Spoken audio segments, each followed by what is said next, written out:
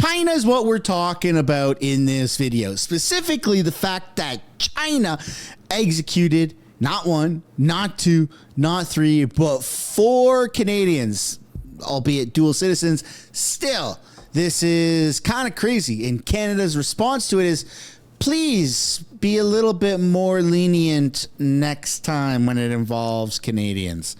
Welcome back to the channel. Welcome back to another video, everybody. Before we get into it, I do want to encourage you all to hit the like button and subscribe if you haven't yet already. It does really help grow the channel.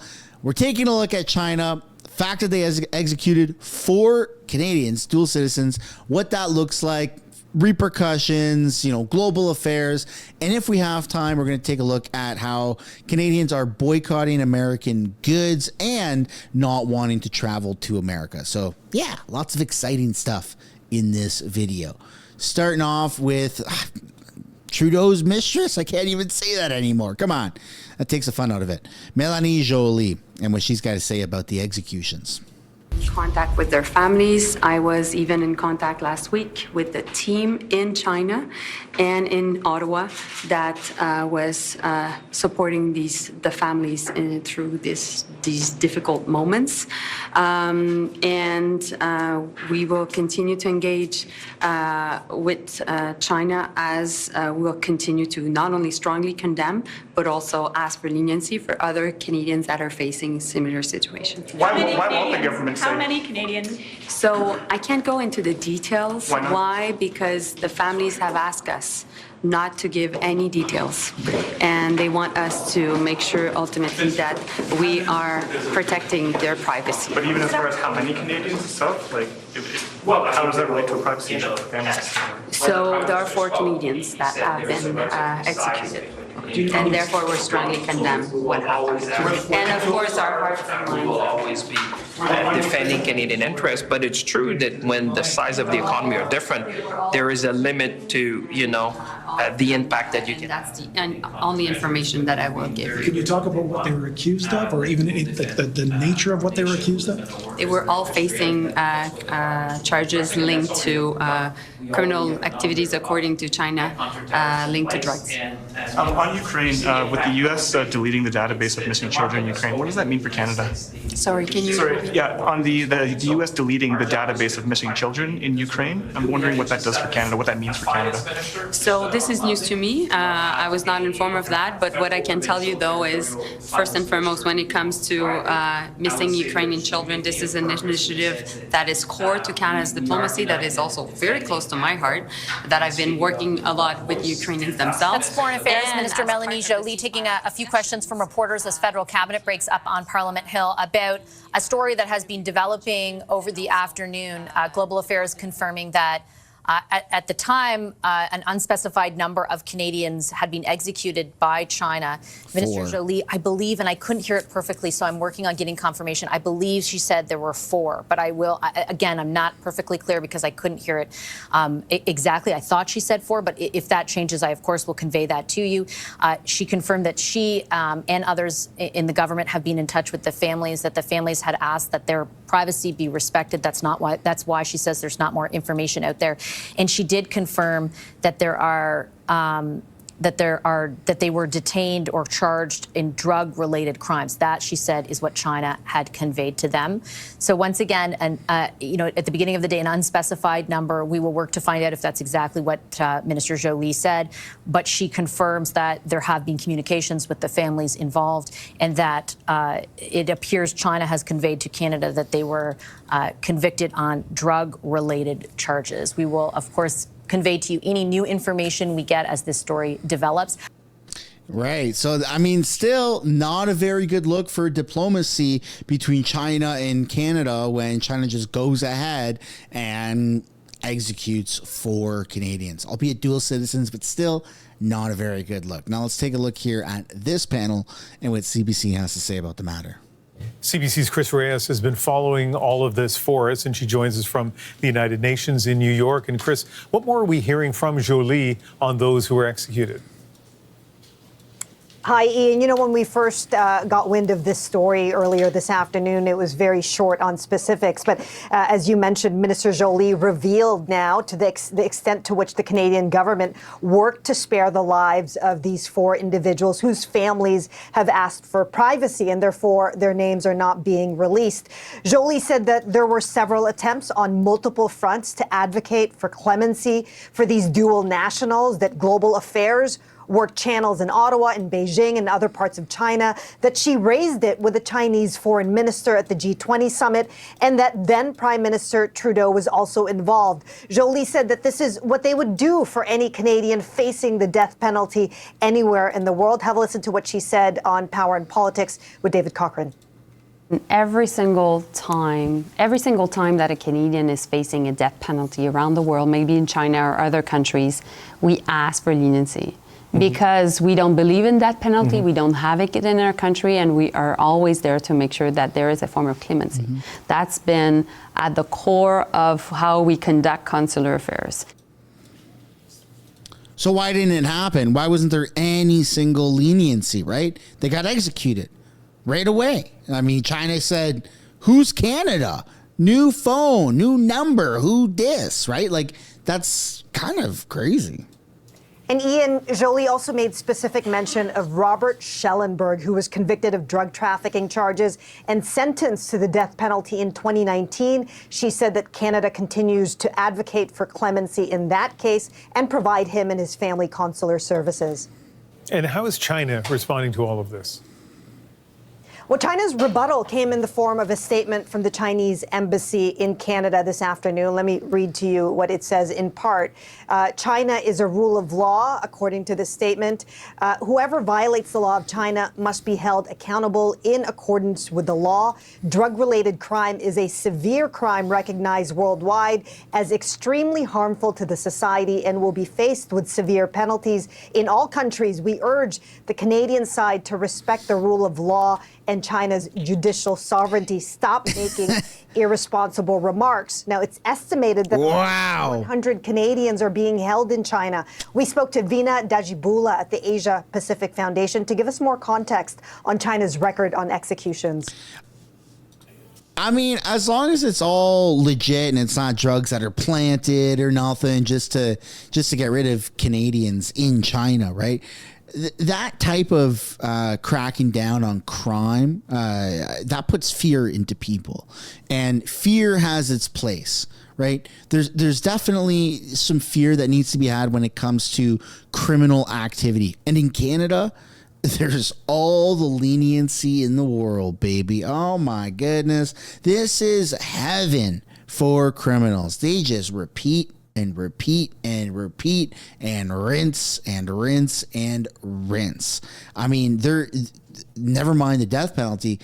When's the last time you actually saw a very fair sentence on a super harsh criminal? I mean, even Paul Bernardo, didn't he get downgraded from to a medium low risk security? Like, what the heck is going on, man? Canada does not penalize crime the way it should. Now, should we have the death penalty? I don't know how to answer that personally. I'm going to leave that up to you guys down in the comments. I think I've talked about this in previous videos and done polls about this, and I think there was an overwhelming majority of people that would be pro the death penalty coming back to Canada. But I don't know. I think that fear with certain laws has its place, and there's just absolutely no fear in Canada. Is China doing things right? Well, I mean, I don't know. I don't know. It's tough to say. Well, it's a deeply troubling development. Execution of foreigners is extremely rare, even in the Chinese criminal justice system, which has 99% conviction rate and carries out more executions than any other country in the world. According to Amnesty International, in fact, China carries out more executions than all other countries combined. Wow. And speaking out against China's statement on this, Michael Kovrig, who we of course know as part of the two Michaels who were detained in China back in 2018 and finally released in 2021, Kovrig said that China's response should be viewed as empty propaganda, and he countered that China doesn't respect the rule of law. He called the executions a callous disregard of human life and human rights, and also indifference to the views of other countries. He called on the Canadian government to be relentless and insisting on consular services and calling for clemency for the Canadians being held in the country. And Ian, Minister Jolie also acknowledged this statement from Kovrig and she said she agreed with him. All right, Chris, thank you very much. Our next guest has confronted the Chinese Foreign Affairs Minister on detained Canadians before, and he says China is sending a message to Canada. Peter MacKay is the former Minister of Foreign Affairs. Thank you very much for joining us tonight. You believe what China did is not the rule of law as much as it is politically motivated. Why is that? Well, Ian, I think that we have seen from China in the past and over some years now that they don't play by the normal diplomatic rules, to say the least, and they're not happy with what's going on. And I say this with some reticence, but they can do things like this, execute Canadian citizens, because they don't feel that Canada can do anything in retaliation. I don't think you would see this happening with some European countries or the United States of America. And despite the best efforts of our current foreign minister and the previous prime minister, they don't fear retaliation as far as what Canada can do. Obviously, we're not going to treat their citizens the way they treat ours, but they really feel that they are in an advantageous position and they can make an example of Canada. Minister Jolie says that these 4 Canadians were dual citizens, and you've dealt with a case like this before. How does China respond to this argument about dual citizens? They simply don't accept it. And like well, there you go. Including Iran, North Korea, if you're born in that country, you cannot be a citizen of another country like Canada. Okay, so this begs the question. Now, I had a very interesting conversation with a friend recently about this. If you are an immigrant from another country, doesn't matter if you require citizenship here in Canada. If you were born outside of Canada and you're a visitor, temporary, or you've immigrated here legally and successfully, okay? If you are not born here in Canada and you commit a crime, should your citizenship be revoked? What level of crime would that be permitted? Above, anything above like theft over 2,000 or 5,000 or whatever that crime is, because theft under 5,000, if 5,000 is the right benchmark for that. I'm not a cop. I should ask Clinton Jaws about this. Theft under 5,000 is like not that severe of a crime. It's a crime. It's not that severe. Theft over, I believe, is like a criminal offense, right? So at what point should the line be drawn, or just any crime at all? I'd love to know your guys' thoughts down below. Personally, I think that if you are not from Canada and you do find yourselves in the criminal system, I think above a certain threshold, like just the petty stuff, like a parking ticket, right? Like, yeah, okay, that's not like, it's a crime, I guess, right? You get a ticket for it, or speeding. That shouldn't be enough to disqualify you from living in Canada. But above that, where it's getting a little bit sketchier, I think that, yes, you probably should be deported and your citizenship should be revoked. It's my opinion, though. I would love to know yours. And then, as promised, since we do have some time, I want to talk about this great Canadian boycott of American goods and how Canadians just aren't traveling as much to the U.S. because of the trade war. Also because of the dollar, they leave that out, but mostly because of the trade war. Many Canadians are changing their shopping habits in the wake of the U.S. trade war, and now there is evidence they're changing their travel habits as well. The number of Canadians crossing the Canada-U.S. border has reached COVID-era lows. The CBC's JP Tasker joins us now. Okay, JP, walk us through the data. What have you uncovered here? So there's been a huge drop in the number of people that are crossing from Canada into the U.S. We're actually back to COVID-19 levels in terms of how many people are actually using the land border. Let's show our audience some of the data that we have from U.S. Customs and Border Protection. This is just the land border what I'm speaking about right now. So in February 2024, roughly 2.7 million people crossed from Canada into the U.S. This year, it's just 2.2 million travelers, so 500,000 fewer making the trip in February from Canada into the U.S. in the same month compared to what we had in 2024. So really just startling numbers in terms of how many people are not going to the United States right now. And it's not just people at the land border. We know that truckers, that number is down. Of course, there's not many pedestrians in the dead of winter making the trip to the U.S. by foot, but even those numbers are down. The only thing that's held steady is the number of people traveling by air. That is up slightly, but it's really much more difficult, of course, as you know, David, to cancel air travel. It's much more easy to kind of delay a land border trip, a day trip in the car to go cross-border shopping, much more difficult to cancel a flight, vacation package, that sort of thing. So those numbers are not coming down just yet. But everywhere else we look, the volume is coming down. And as I say, we haven't seen this level of cross-border travel since April 2022, when there were still travel restrictions in place because of the health crisis. Right, yeah. If you were locked into a flight for a vacation somewhere warm, it might cost you a pretty penny to cancel it, but you can just not go to the outlet malls in the United States. So just give us a bit more context on the timing. When did we really start to see these numbers slide? Yeah, that's where the data is quite interesting and revealing, because the number of travelers was up big in October compared to the year before. It was up big in November and December and January.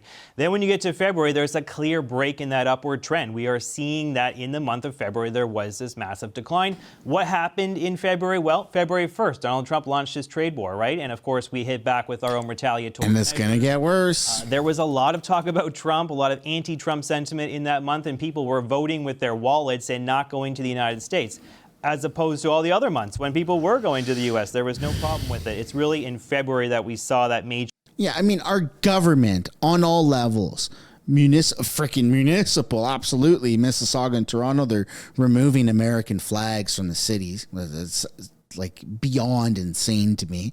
Municipal, provincial, you got David Eby ripping American liquor off the shelves. Doug Ford doing the same and threatening to shut off the power with a smile on his big, what did I call him? Big fat pig mentality or something, with a fat pig mentality with rabies or whatever the hell I got in trouble with CTV for saying, right? And then the federal level, Trudeau on his exit speech, like the last day that he was prime minister, the second last day, I believe, if I'm not mistaken, he was pretty much kind of encouraging people to continue to boo the American anthem. So all levels of our government have completely, for lack of better words, shit the bed on this. Like, this is just, being Canadian is not being anti-American. That's not how that works. So something needs to happen. You need to get proper messaging out there, because this is gonna blow up in our faces. Major distinction. I was speaking to a number of experts, people who work in this field, and they were telling me that what they are hearing is that it is driven by that anti-tariff sentiment, that a lot of people are frustrated with Trump and the president. And the government making those cross-border trips. I asked, well, could it be related to the U.S. dollar and the poor exchange rate that we're experiencing right now? And they said no, because we would probably see a flood of Americans coming north if that was the case. If the dollar was really motivating travelers right now, then a lot of shops on this side of the border would be seeing a huge influx. We're not seeing that sort of data. We're not seeing that sort of pan out. There is not very much travel in both directions as opposed to as it was in the year before. So what they're telling me is this cratering of travel to the U.S. is driven by Trump, is driven by tariffs, is driven by the trade war, and it's driven by his 51st state taunts. Interesting stuff. I'm going to look forward to seeing the March break numbers. That'll be curious. All right, JP, thanks so much. This is CBC's JP Tasker. Thanks, David. I really don't think it's going to affect the March break numbers that much. I really freaking don't. I mean, is it helping with the liquor, the amount of American booze that you can buy off the shelves? Well, yeah, of course, because they ripped it off the shelves. But I really don't think that many people are canceling their trips to America because of this trade war. Some people are, but I don't think, like they said, flights, there's been no changes. In fact, there's been an uptick. Okay, so people are actually choosing to fly more. It is a little difficult to cancel trips, but it's not impossible, right? A couple weeks notice, that's usually fine. Canadians are traveling elsewhere. They're also shopping more local. How much of an impact could these changes have on the economy? Pierre Cleroux is the Vice President of Research and Chief Economist at the Business Development Bank of Canada, and he joins me now. It's good to see you, sir. Thank you for being here. Good evening. So you've done some modeling suggesting that Buy Canadian could be good for the GDP and for job growth. Break that down. What did you find? No shit. Well, actually, we find in our model that if every Canadian household were switching from buying $25 per week from foreign products to Canadian products, that will have quite an important impact on the Canadian economy. The GDP will increase by 0.7%, and it could create up to 60,000 jobs in Canada. That's not nothing. That's like, I know I've got a family of 4, and we fill up that grocery cart now on Saturday. There's not a lot of American products in that anymore. We're making that choice. I mean, is it your sense that it's happening at a level where you're going to see almost 60,000 jobs and that kind of growth in the economy? Well, it's happening right now. There's a momentum. A lot of Canadians are looking for Canadian products. We see it at the grocery store. The demand for American products dropped by 6% in average in Canada. The demand for Canadian products has increased as well. So hopefully this momentum is going to keep going, because actually, tariff or no tariff, this is a good idea to support the Canadian economy. Right. So your data is reporting that 63% of Canadians say they'll buy local, or buy more local, more made in Canada, and equally as many plan to reduce their U.S. products. But I know it may be good for the economy. It can give you these numbers, but there's a ceiling to how good this can be for the economy, right? This is not the solution to all the trade problems. No, this is not going to replace, our trade with the U.S., but it's one step in the right direction. There's a limit how much you can shop Canadian, because we have a totally integrated economy with the U.S., so some products are not available, but it's possible to switch. It's possible at the grocery store. It's possible to buy furniture that are made in Canada, clothing, boots. So it's possible to buy more Canadian products. Okay, the grocery store seems like an easy one to me, right? Because people have to eat, and that is a consistent part of the staple of their spending and shopping. I don't know how many pairs of boots you're buying a year, how much furniture you're buying a year. Like, where are the industries that are most acutely available for this sort of switch and preference? Is it really food? That's the main one? Food, I would say, the main one, but also consumer, personal care, cosmetic. You can clothing. So you're right. We don't buy clothing every day, but when we have an opportunity to buy a new coat or a new pair of boots, if we shop Canadian, that's having a big impact. For example, this suit is made in Canada, so it's possible to shop more Canadian. So is this suit. Maybe I'm just living in my far right extremist bubble here, but I have not paid attention to where I'm buying things. I don't really buy a whole lot of things, right? When we go to the grocery store, I'll be honest, my wife does most of the grocery shopping, and we kind of do it online anyways. You just pre-order from the superstore, and then you pick it up the next day or hours later. Super freaking convenient. I know a lot of people are going to have a problem with that, but it is a time saver, especially with kids, and it's a lot less. It's more hassle free, right? Other than that, though, like I don't really walk around the store to buy things. If I need something, I'll do it on Amazon, or if there's something locally with tech stuff, or like I need something for a computer, like a wire, right? There's a local computer shop. Other than that, I mean, I'm not really doing a whole lot of shopping. I don't know how many people out there, other than the grocery store, like who's walking around a store every day or every couple of days? Who's going to the mall every week? Like, I'm not doing that. Maybe you are. Maybe I just live in like a weird, minimalistic, frugal bubble, but I don't pay attention to whether things are made in Canada or not. Unless, of course, it's the summertime and there's like a craft fair going on, then sure, right? Local strawberries and blueberries and all that stuff. But we're not even there yet.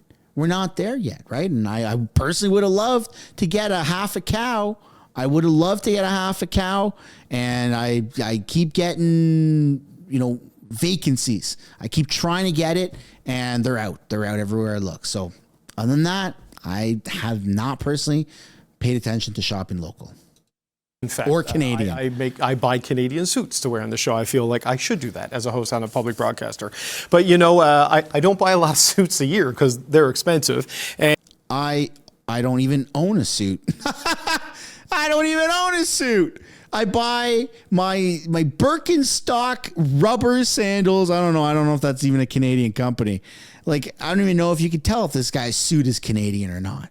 Do you in the comments, are you the viewers, do you guys pay attention to where you're buying stuff from? Like, are you purposely going around buying made in Canada? And the economic outlook in uncertain times is often that people limit their spending, right? And the BDC Economic Outlook reports that Canadians consumers are expecting to spend less this year. So how does that factor into the sort of the economic outlook going ahead, even if people are buying Canadian, if they're buying less?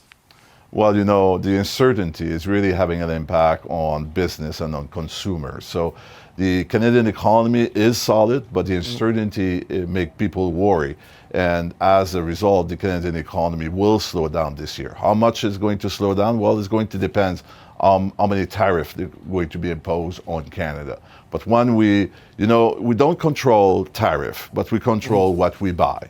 So each time when we make a buying decision, well, if we can buy a little bit more Canadian, and your journalists just before me were talking about tourism. Right. Tourism is another. Canadians are big travelers. They are one of the more travelers in Canada, in the world. Yes, and we were told by our own Liberal government to not get in our car and drive on a road trip with our families because we will be the literal reason why we are burning this planet down to the ground. So there's a lot of mixed signals from the Liberals right now. Like, there's so many mixed signals, man. These people are gaslighters at the highest level.